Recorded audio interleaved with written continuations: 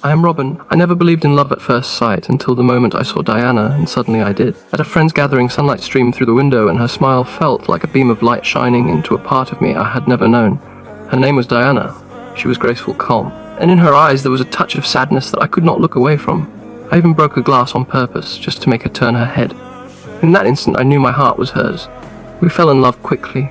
Driving through open fields, flying over canyons, the sound of the wind mixed with our laughter. Soon we were married, building a small home of our own. Happiness came so naturally that I never imagined it could be shaken. Until that day. On the field, my body suddenly gave out and I collapsed on the grass. Under the cold lights of the hospital, the doctors told me I had a severe illness and only a few months to live. The hiss of the ventilator became the rhythm of my days. My wife placed our newborn beside me and whispered, "He's waiting for you." I could not speak a word, only respond with a smile. In despair, I silently begged her to let me go, but Diana never wavered. She held my hand firmly and said, "I will not give up on you." The look in her eyes filled me with both shame and hope. Later, friends built me a wheelchair with a breathing machine attached.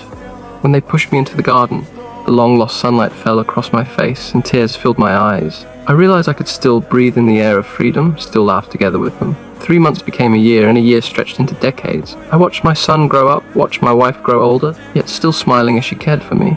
Even though I was confined to a chair, she gave me endless possibilities. I even stood on stages sharing my story with others who were ill. I told them, even if life feels like a cage, we can still find our own sky.